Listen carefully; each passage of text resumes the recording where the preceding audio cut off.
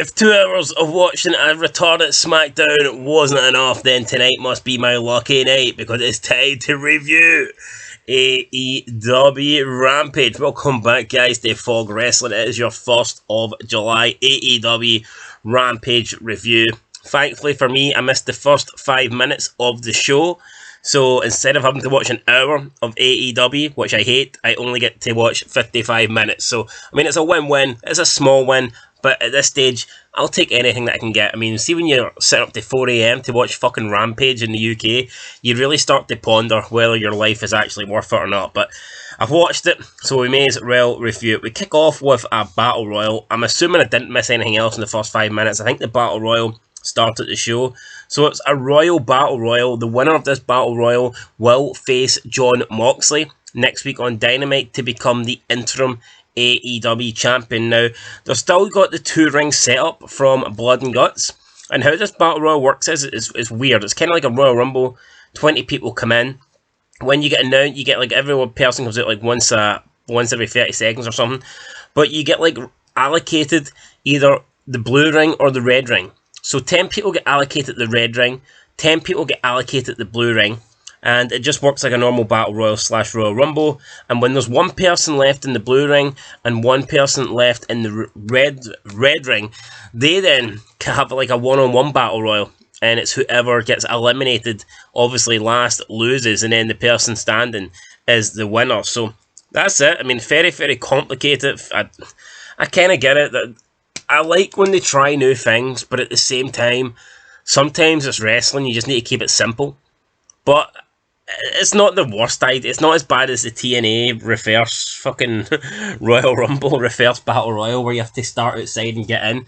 I mean, it's not as bad as that. Anyway, I thought the eliminations were very weak. Keith Lee is supposed to be this guy that was talked up. Powerhouse Keith Lee, Powerhouse fucking Hobbs, whatever you call it. Keith Lee eliminates Powerhouse Hobbs like he was nothing. And then Ricky Starks just tosses Keith Lee over the top rope with ease.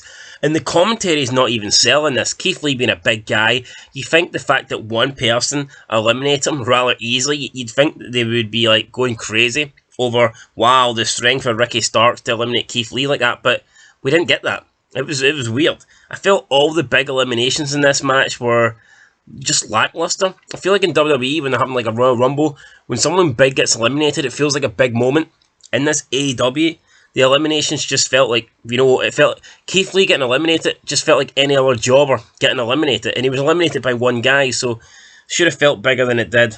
But whatever, Lee getting eliminated, Powerhouse Hobbs, Strickland, just felt really shit elimination. So we were left with 2 people.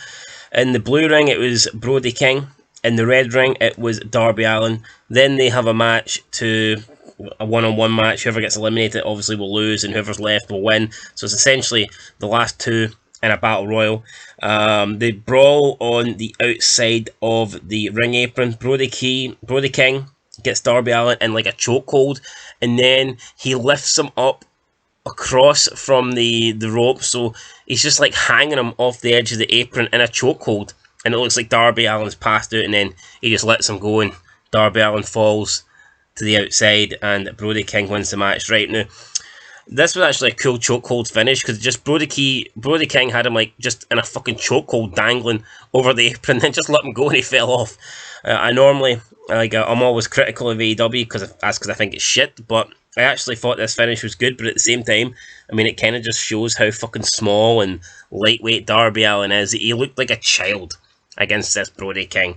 So Brody King wins. He will face Jon Moxley on Dynamite, and I just don't really get the point. I mean, come on, we all know Jon Moxley's going to win. Out of all the people in this match, was Brody King the best option? I get they're going to go with Jon Moxley anyway, but surely they could have had somebody more believable, somebody that you felt like had a better chance of beating Jon Moxley.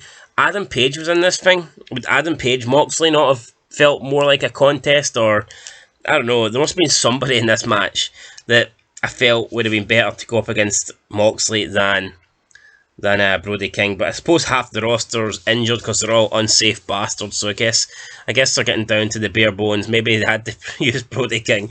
They're running out of options. Then we have Schiavone on the commentary, and he refers to Hook as the handsome Hook. I don't get this. Why is a guy in his fucking 60s referring to Taz's son as handsome? I mean, it just seems fucking gay. We had that gay model shit on SmackDown, and now we have all these males referring to Hook as handsome.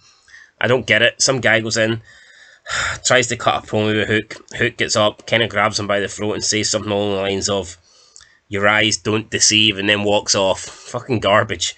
Absolute garbage. Speaking of garbage, we get the Young Bucks versus two Japanese guys. Do not know their names, do not give a shit about their names, do not want to learn their names.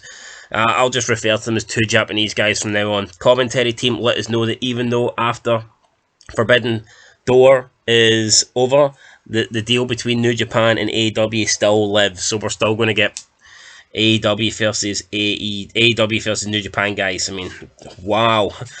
I'm excited about that. So the Young Bucks win. Finish was pretty cool. They did I still can't believe it's the Meltzer driver. But essentially, Nick Jackson he hopped on, he springboarded off the rope of the second ring onto the ropes of the other ring, and then did the 360 fucking Meltzer driver thing. It was cool. It was a decent finish. Whatever. The Young Bucks win.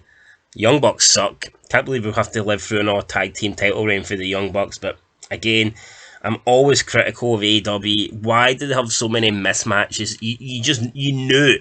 You would have bet your fucking life on the Young Bucks beating these two Japanese dudes. This would be like a fucking lion going one-on-one with a chihuahua. We all know the outcome, so I don't know why they do this, but whatever. Then we have a promo for Jonathan Gresham. He said he's tired of being overlooked as the best professional wrestler, the best technical wrestler in the world. He refers to people like Daniel Bryan and Moxley, but he says he's just as good as them. Says he spent 17 years proving himself and honing his craft, and then he says he finally proved that he is the best when he became the Ring of Honor champion. Sorry to break it to you, buddy, but that Ring of Honor championship means absolutely fucking nothing.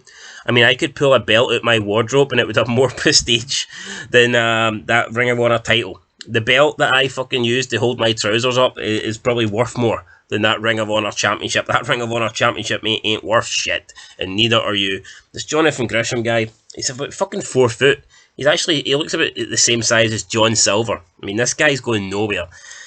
And it's fucking annoying. The AEW roster's big enough. The AEW roster's massive. And now you have all these guys coming in for New Japan, and you've got the Ring of Honor roster coming in as well. And it's like, this roster was already too big, and now you've got two other fucking companies, invading the shows. It's overkill. It's over fucking booked. It's too much. And it's shit.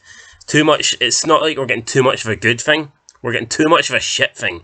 Sometimes too much of a good thing's shit, but too much of a shit thing is definitely shit. Then main event, it's the Tyler Rose. I'm going to refer to her, and I can't. That time that JR said it was absolutely fucking brilliant. Probably the best thing I've heard on AEW. But I'm going to continue to refer to Nyla Rose as the Man Beast. I mean, I know it was Rhino's nickname, but I think it suits Nyla Rose a bit more, in my opinion, the Man Beast. She takes on Toni Storm in the main event of Rampage. Toni Storm wins. After the match, there was somebody that came out with Nyla Rose. They team up with Nyla Rose. They beat down Toni Storm. It's a 2-on-1 beatdown, handicap beatdown. And then Thunder Rosa's music comes on. She makes the save. She runs down, takes out the person that was with Rose, and then takes out Rose. Rose and the other person clear the ring.